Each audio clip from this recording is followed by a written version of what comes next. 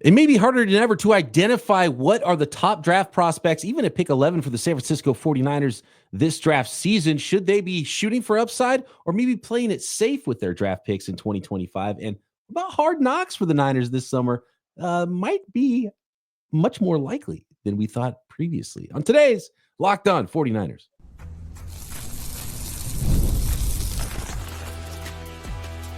You are Locked On 49ers, your daily San Francisco 49ers podcast, part of the Locked On Podcast Network, your team every day. Welcome to Locked On 49ers. Brian Peacock and Eric Crocker at BD Peacock at Crocky209. Thanks, everybody, for making this your first listen. We love you. We appreciate you here on the Locked On Podcast Network, your team every day. Make sure you are subscribed up. And if you're not yet, pause right now and subscribe on YouTube or wherever you are listening to this podcast. It helps us out tremendously, and it helps other folks find the program as well. And if you're new to the program, welcome. You can find us obviously everywhere and hang out with us, talking draft, talking 49ers every single day throughout the offseason, postseason, regular season, draft season. And what an interesting draft season it is for the San Francisco 49ers. Today's episode of Locked On 49ers brought to you by Gametime. Download the Gametime app, create an account, and use code LOCKEDONNFL for $20 off your first ticket purchase. Croc, interesting little nugget today. And the 49ers have not been on Hard Knocks. They clearly don't want to be on Hard Knocks, but at some point you might not have a choice. And this is very interesting, as relayed by Ari Mirov. Hard Knocks has loosened its rules on which team can be forced into the training camp edition. That's the main edition that most people think of with Hard Knocks. Training camp Hard Knocks. The new rules for who cannot be forced to participate are teams with a first-year head coach, teams featured in that season's in-season edition of Hard Knocks, or teams on the Hard Knocks training camp in the last 8 seasons. So between 2017 and 2024. I'm not even sure when the first season was. It's gone back a long time. I think longer than I even realized. With the first season of Hard Knocks? Yeah. When was that? I remember back. You go back to like Cowboys. I want to say we're doing it 2004, 2005. Like it's been a long time, I think. Yeah, it's been 20 years of Hard Knocks. Cowboys have been on multiple times. Clearly, they don't care about being on Hard Knocks. 49ers, not so much. So previously, there was a playoff exemption. If you were a playoff team within the last 2 years, you were not eligible to be forced to be on Hard Knocks. That is gone. Real quick, I got the answer on the first Hard Knocks. Okay. 2021. 2001. Baltimore Ravens. 2001. Oh my 2001, God. 2002 was Dallas Cowboys, which I remember. Okay. Cowboys again in 2008. But yeah, it started in 2001. So Hard Knocks has been around for a long time. That's wild. San Francisco 49ers. And I remember the footage. I remember the footage of like Shannon Sharp and their talent show and everything that they did with the Baltimore Ravens. So I do remember it now. You kind of forget some of the seasons, but right. I remember Shannon Sharp and those guys, and it was a big deal. So yeah, it was 2001. I haven't watched a lot of them. I remember some of the earlier ones, and kind of sporadic, and there's moments, and you kind of see social clips of them. But I don't know if I've ever even watched any of the Hard Knocks really all the way through. The early ones were better. Yeah. Because they were way less. It was real. Like this is really what happens. Yeah. Now everything is like highly edited, and we gotta hide this, and we kind of cookie cut everything, and don't want anything too harsh out there. But early on, it was just here's behind the scenes of the NFL, and it was much better. Yeah, and they try to throw a lot more heartwarming stuff in there too. Like we got to balance this out. Can't just be a bunch of weirdos all the time. Like and but look, I would watch every episode if it was the San Francisco 49ers, and I'm sure the NFL would love a franchise like the San Francisco 49ers to be on Hard Knocks, Croc. And they were in the playoffs within the last 2 years. So previously ineligible to be forced. That is no longer the case. San Francisco 49ers, Hard Knocks. I mean, they got to be at the top of the list for the NFL and HBO to want that franchise to be on it. And now the 49ers cannot say no to it. What do you think about 49ers Hard Knocks potentially? Well, first, I think the NFL would love that. There's always something going on with the 49ers. I mean, we're talking about big time media stuff. Like there's just some kind of, not even just a controversy, but some of the thing with the decision making, or Jimmy Garoppolo, they traded 3 first-round picks. I'm pretty sure a lot of people would have liked to seen kind of the behind the scenes of that, and Trey Lance coming in training camp. Then all of a sudden, hey, Brock Purdy comes back. What does the next training camp look like with Purdy and Trey Lance and Sam Darnold and those guys? And then the following year, you have all this circus around Brandon Ayuk and his contract negotiations and holding out. Nick Bosa the previous year holding out. This offseason, you're coming off of a 6-win season and a lot of injuries. And is anyone on the hot seat? How do you project the season for the 49ers moving forward? Are they paying Brock Purdy, before this airs? What does it look like if they don't in the conversation? So I think the 49ers obviously being a huge market team, but there's just, they make it even better with just the storylines that come out of San Francisco. Always something going on. Like, think about the Baltimore Ravens. Like, do they have anything interesting going on aside from, hey, we got to figure out a way to win the conference championship game and get to the Super Bowl? Right. They're trying to get over the hump just like the 49ers and win a Super Bowl. So they've got that angle, but the Niners have everything else going on. The Niners have a big draft class. So you'll have probably a high-profile first-round pick that could be part of it. Who knows what interesting storylines could be with the other draft picks. The Ricky Pearsall coming back from getting shot last year will for sure be a part of it, whether it's interesting or not with Ricky Pearsall, what he's like on there. Obviously, the contract negotiation with Brock Purdy, and then they can even rehash all the 2021 draft stuff with Trey Lance because Mac Jones is in the house now and can kind of go through that, interview him. What was that like? And so there's just a million angles. Like, not only do I feel like right now, this moment, and look, this is something that just popped up here before we recorded on this Thursday, and not only do I think it's somewhat likely, I don't see how it's not the first choice. Oh yeah. If you're the NFL, just think about what happens anytime a clip pops up about someone talking about anything going on with the 49ers. It goes viral, right? And this has been going on for years. I can go back to, I remember just the conversations about Jimmy Garoppolo, and it was the 49ers had just came off of a Super Bowl loss to Kansas City, 2019. And the whole offseason was surrounded around trading Jimmy Garoppolo, whether it's for Kirk Cousins, whether it was for Dak Prescott. That conversation came up. Tom Brady, right? It was just, hey, is Jimmy the guy to get the team over the hump? And if he's not, they're just creating storylines. So there's always something going on. I think the NFL would love to have the 49ers on there because I bet there would be a huge spike in those numbers as opposed to covering the Houston Texans or even the Detroit Lions, which was interesting with Dan Campbell and would probably be even more interesting now.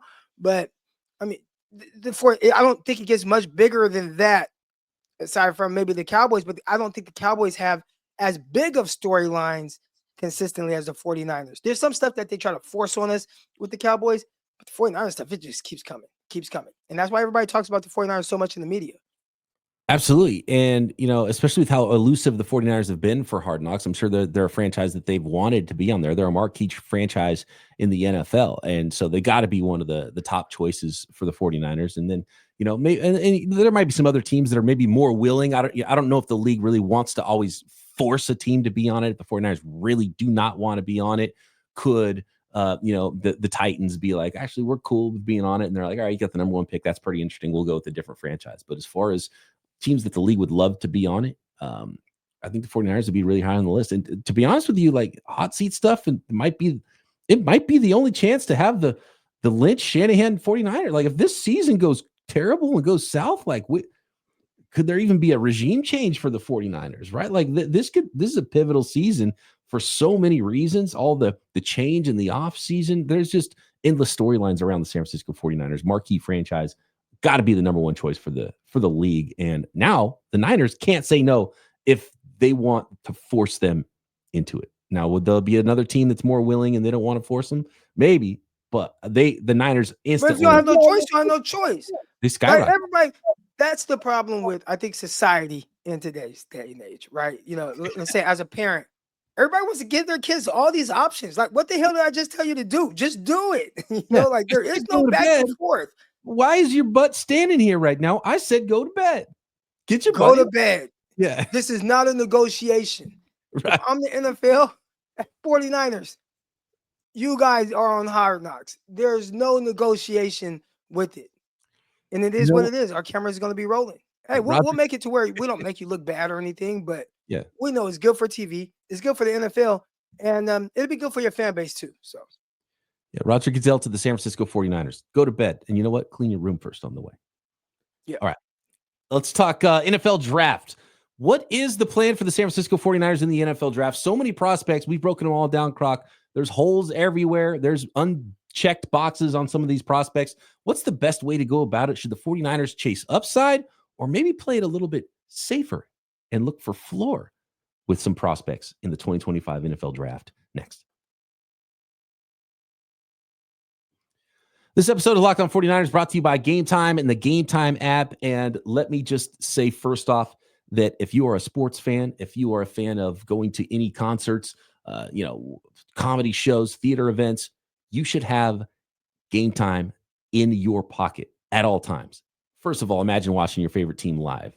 I know there's a lot of listeners that maybe aren't even close to the San Francisco Bay Area and might not get the chance to catch the San Francisco 49ers live, but whatever the sport, whatever your team, feeling the energy of the crowd, witnessing unforgettable moments. There's nothing like experiencing a big game in person, and getting tickets should not be stressful to those events.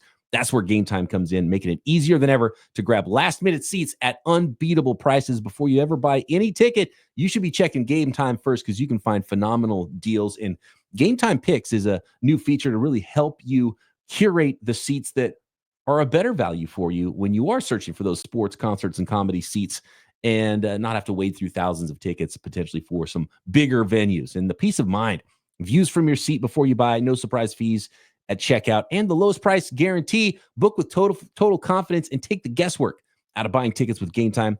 Download the Gametime app, create an account, and use code LOCKEDONNFL for $20 off your first purchase. That's LOCKEDONNFL for $20 off. Download Gametime today. Last minute tickets, lowest price guaranteed.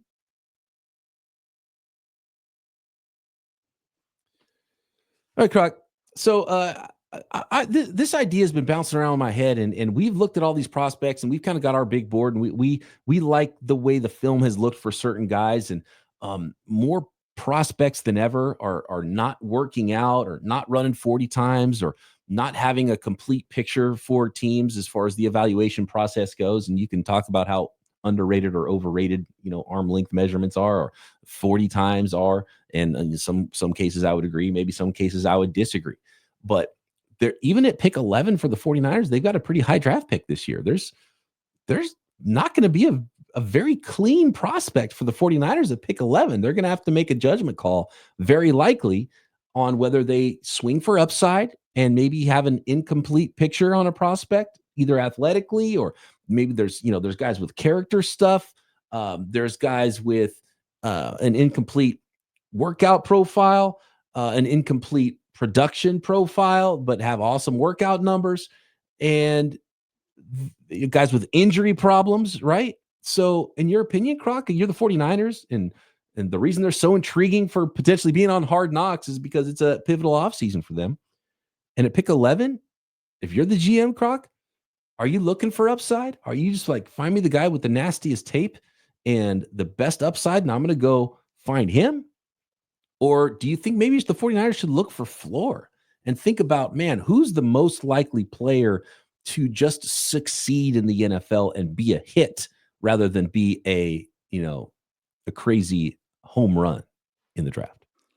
I think the easy answer is to say that you're looking for a balance between those two things. But if it's me, especially at pick 11, I'm swinging for the fences.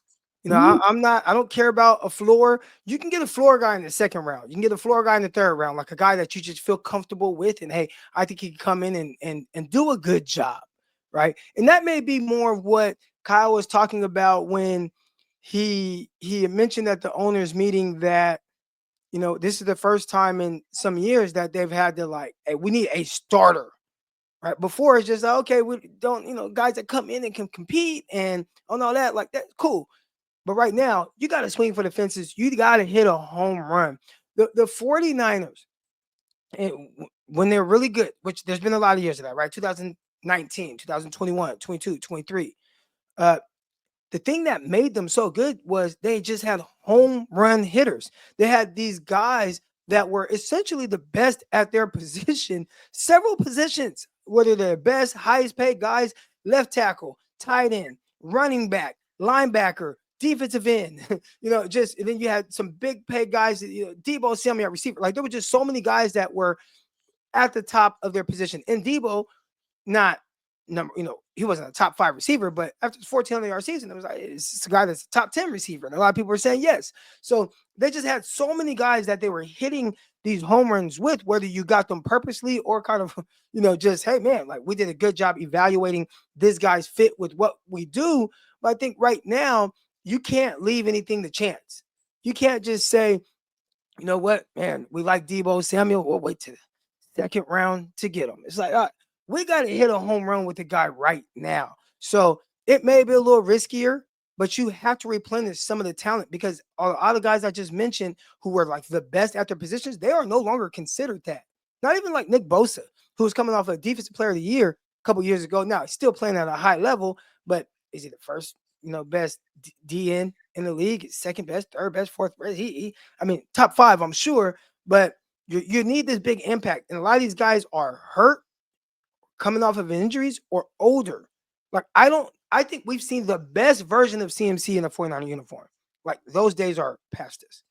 So how do you kind of work to cover that up? I think as receiver, I think even Brandon Ayuk coming off of a torn ACL, we may have seen now the best days of Brandon Ayuk. And that's not to say that he can't get better. That's not to say that Ricky Pearsall won't come in and do a great job, but we may have seen just the best version of him in the past. Trent Williams, the best version of him in the past.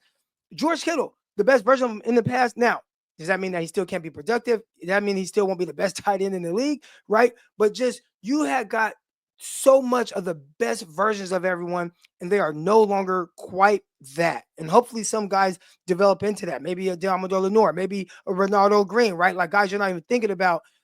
Maybe Mustafa or somebody who all of a sudden this guy just takes off. We've seen that with a lot of Niner players, but you have to replenish it with some high-level young talent. And I don't think you're going to get that by just saying, oh, well, I think this is a safe pick. I think, especially at pick 11, you have to swing for the fences in hopes that this guy can potentially cover up some of the other guys, maybe not being as good as they were in the years I mentioned.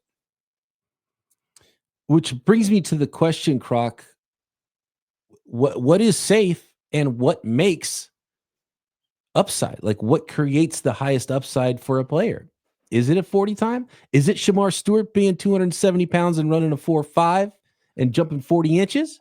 Or is it Will Campbell, who would seem to be not the big knock on him is that maybe he doesn't have the highest upside as an offensive tackle. Maybe he's a guard, but if he is the hardest worker, the smartest player who's going to squeeze every bit of talent out of his body he can, even if he plays inside instead of tackle, is that, a perennial all-pro? And the other guy, when you're chasing upside, is actually a bust and not even just a good football player. And you start to look at, and I want to bring up something on the other side here in a second, and I got a video accompaniment or audio for those listening in their cars or on a jog. Hope you all getting some nice exercise. I've been trying to exercise a lot more, Croc. I need to get out of the house more and get on the move a little bit. When it comes to upside and what makes a player great, you look at all those hits the 49ers have had, right? So you look at what makes Trent Williams great. Well, he's a freak of nature on top of it. Christian McCaffrey, what makes him great? It's not height, weight, speed necessarily, right?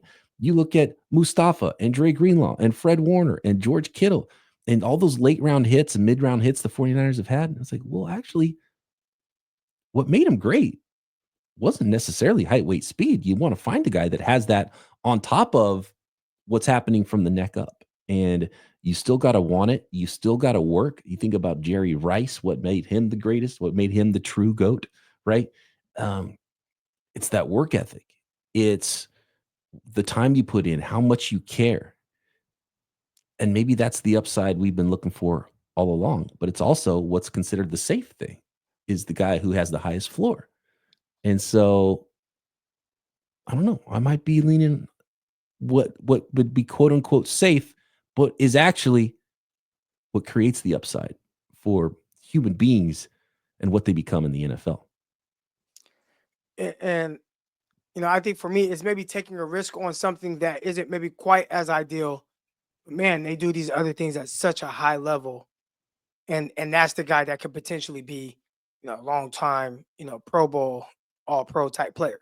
And I look at guys like Will Campbell, who people are gonna maybe turn their head, or nose up at him because his arms aren't as the ideal length to be a tackle. And that team that's willing to draft him at tackle and say, hey, we're actually going to draft you to play tackle. If it looks a little funny, we can always move you to guard. And heck, you might be a long time safe all pro guard for us. It's a little riskier to play you at tackle, but man, you were so good. You move so well. We watched Mimbo first. And then when we went from Mimbo, which was like, okay, solid, bad body a little bit, kind of looks like a guard a little bit. Athleticism was really good that he tested, but when we were just watching the film, okay, he's solid. Then I watched Will Campbell, and I'm like, that's how it's supposed to look at tackle. Yeah. Like, that's a 49er offensive tackle right there. But it's like, oh, well, he got to play. Take a risk. And the risk is just starting him off at tackle. And the 49ers don't have, that's the cool thing about the Niners. They don't have to do that this year. They can say, hey, we'll draft you at guard. When one of these guys, McKivitz, you lose McKivitz next year, or you lose Trent Williams over the next couple of years. Okay, now go play tackle, and we're going to see what that looks like. It didn't quite work out. Like you more at guard, you're a Pro Bowl guard. All right, we're going to play you more at guard. But at least you have a long-term, really booking guards for you. So yeah. And that would be the swing where I guess it seems like the obvious thing to do, but to actually draft him for the position that people are saying he potentially can't play at the NFL level. And you could have a situation where it's like Campbell, Pooney, guard, and then in 2 years, it's Campbell, Pooney, tackle. I could see them both kicking out potentially, right? And talented guys. And by the way, when we put on the tape, the number one tackle was Josh Simmons. Talking about boxes unchecked. He's got this knee. I don't know how to treat that, right? He was the cleanest left tackle prospect for us on tape. Oh, I loved him. I remember when the 49ers drafted Javon Kinlaw, and it was like, well, he's playing on one knee, and he has these knee injuries. And it's like, but you watch the film, and obviously there were some good things, but it's like, I just wouldn't have drafted him. Even whether it's the knee or whatever you think the upside is, like, I don't see that. With Simmons, if the 49ers took Simmons at 11, you know who won't complain? Eric Crocker, because it's like, dude, I get it. Like, I understand. And if it doesn't work out, it doesn't work out. And I'm not trying to set more first-round picks on fire. You set a few of them on fire with Trey Lance, but man, if you draft that, I get it. It's just, it looks so good. I talked about with Campbell, man, that's what it's supposed to look like. And then you watch Simmons, and it's like, whew, that's what an all-pro looks like. Next, Luke Kuechly was on, I believe it was Bussin' with the Boys podcast, and him talking about his process, how he thinks about the game, his study habits. I think is an important lesson as well when we're in this spring mode of height, weight, speed, 40 times workout numbers, and how we should be looking at these NFL draft prospects. And it fits perfectly into our conversation today about what is safe and what is upside for NFL prospects. Next.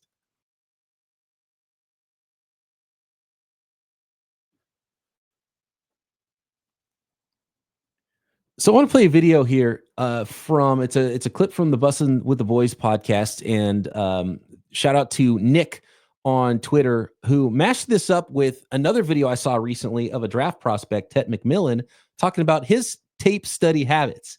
And I think it's hilarious and it's fascinating, and it just brings up so many questions about what you're looking for and what really makes for a great player in the NFL. And so I'm going to bring it up on the screen for you to see, and everyone should be able to hear.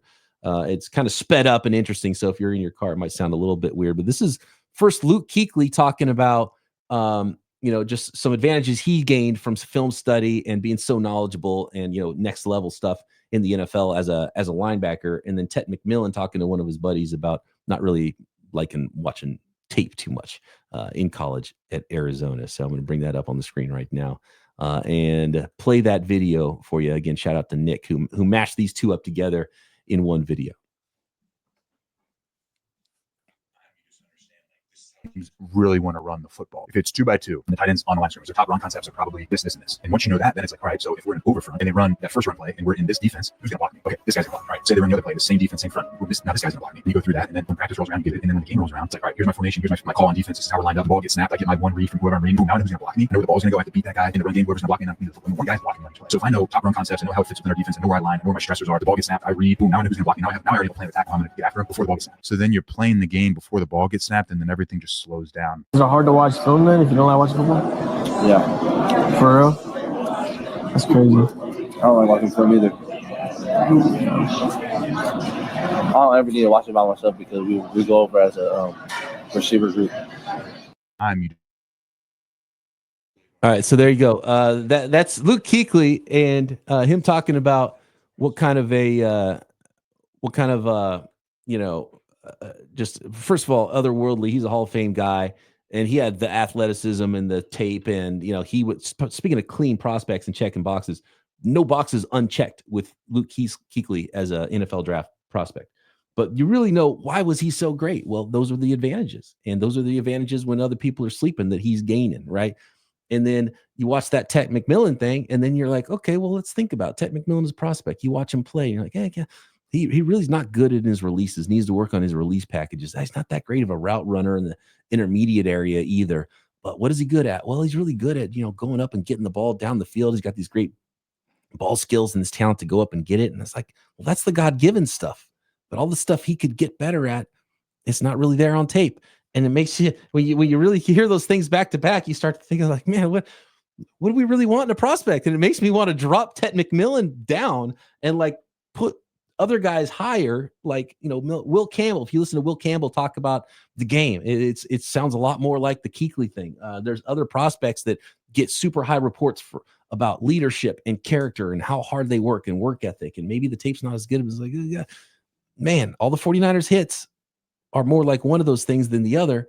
And I don't know. What do you think about that, Croc? And maybe it's different for positions like wide receiver versus linebacker too, because those up the middle positions, interior offensive line and quarterback and linebacker and safety, those are more instinctive positions, and even instincts is kind of selling it short because you're not born with that ability. You have to work on it as well. And but they're more neck up positions, and maybe the guys on the outside, you got to lean a little bit more on that, just natural God-given ability. Yeah, I was going to say that. So defensively, I think film study is much more important for a defense as opposed to a receiver. So I think there's quarterback. I think there's defense where film study is super, super important. Now, that's not to say that it doesn't help some of the other positions. But if a receiver is saying, I don't watch a ton of film, I'll watch some film with my receiver coach. They'll give us keys. And then, we play off of that. I understand that a little bit more. Now, you don't want to hear that. Like to hear guys say, yeah, man, I watch all the film. Man, maybe he was kind of doing his best impersonation of John Lynch, being a little bit too honest with his response. But I don't think he knew he was being filmed right there. I think someone railroaded him, to be honest with you, because I bet he had a different answer when he was meeting with people at the combine and they were asking him about film. He's like, oh, I watch film all the time, man. There's so many tips and tales if a defensive guy, watches film, whether it's like Luke Kuechly was saying, alignment, down and distance. I learned this too. Richard Sherman told me this. You don't, as a defensive back, everybody thinks like, oh, I gotta watch this receiver and how he runs this route and how he runs that route. And Richard Sherman was like, Croc, you watch the coordinator. The offensive coordinator is going to tell you what route the receiver is running. So you look at situational football and all those things, and then they tell you exactly what the offense is doing. And the linebacker gets to tell on that, whether it's how a stance is or down and distance or just the alignment. And now it makes you a step faster. And everything as a defense is so reactionary, as opposed to an offense where for a quarterback is very important because I need to know what they like to do defensively so I can attack it and know where to go with the ball, especially at that high of a level. Now, at the collegiate level and high school level, it's cool to kind of get an understanding of it. But even as a quarterback, right, like Hal Mummy is the creator. Between him and Mike Leach are the creators of the air raid. Hal Mummy doesn't watch film. And his whole thing is, look, like our answers are all put into the play call. So, hey, if it's too high, then our receiver's going to make us right by seeing that safety. He's going to sit his route down. Or, if his middle field open, he's going to take his skinny on a post, right? So even if I don't watch film, based on how they react, the quarterback knows his peer progressions. If I'm reading left to right and I know, okay, this, and I know the receiver's going to do this, it doesn't matter what defense you're in. I'm just reacting to what you're in, and then I make the throw and I make the play, right? So that's easier at high school and college levels. NFL level quarterback, you got to know because they're trickier and everything happens much faster and everybody's much smarter. But for a receiver like Ted McMillan, all he has to kind of know really early on is, hey, this is the game plan. And the coach saying, hey, these are the plays we're going to run. We're going to do this. This is why we're going to do that. Look at the safeties. You see him. You're going to sit it down. Yeah. He takes his notes. Okay, I know we're doing this. I know we're doing X, Y, Z. I may not have to watch the most film as opposed to a guy like Luke. So I'm not saying it's not benefits to watching film as a receiver. There definitely will be because you can pick up tips on, hey, if the receivers, if the defensive back is inside shade, if he's outside shade, if it's a rolling safety, they do this. If the linebacker's here, there's things that you can pick up. But your coach might tell you those things, and you may only need to hear it one time. So there may be other guys that watch a ton of film at the receiver position, but I'm not sure it's as necessary as it is for a defensive guy or a quarterback. That's interesting. And kind of the whole package too. It's like, okay, there's film watching, but then there's also other parts of the work ethic, working on your craft, from a footwork standpoint. And, do you just live and breathe football? Or are you going to get every bit of talent you can out of you? Or are you just kind of cruising on your talent? Are you going to be there for your teammates? And I'm reading all these Bob McGinn articles who's been doing this for years, and he gets quotes from anonymous scouts. And sometimes I'm like, how does this anonymous scout even have a job? Because he's terrible at his job and he's saying some wild stuff. And, even beyond like the character reports that you get, there's other stuff where he's like, oh, this guy, he's got this and he should play this position. I'm like, what are you seeing? He's completely different than that. And I'm like, you're a team's paying you? Like, what's going on? And so like the anonymous scout, take it with a grain of salt, but some of the stuff, it's like James Pierce doesn't sit with his teammates on the sideline at all. His team's working out. He's at home in his apartment hanging out. And like you start getting all these different reports. And you're like, oh, God dang, like the tape is good. And you see some athleticism, but is he not going to be part of the program? And so this draft, and with all the guys that transferred, and there's like they feel like mercenaries in a lot of cases. Walter Nolan, not only was he at 2 colleges, I found out he's at 3 different high schools too.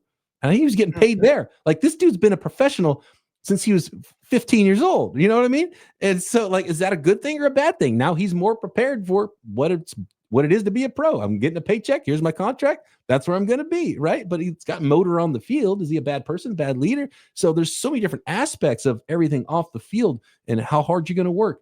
How are you wired? Are you a good teammate? Can you count on you? Are you going to be the best player you can be? And that's why it's easy to say what's safe and to chase the high character guys.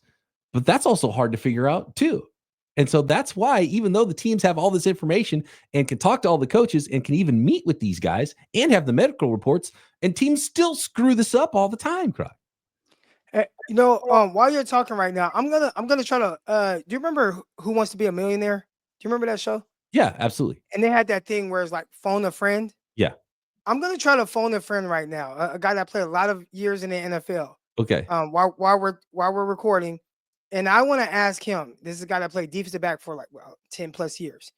I want to ask him, do you think it's as important for a receiver to watch film as opposed to a linebacker or a defensive back? And I want to see what kind of answer he gives us. Wait, hold on, Croc. Let's do this. Let's film it off the air and play it back on the next episode because we're kind of out of time here.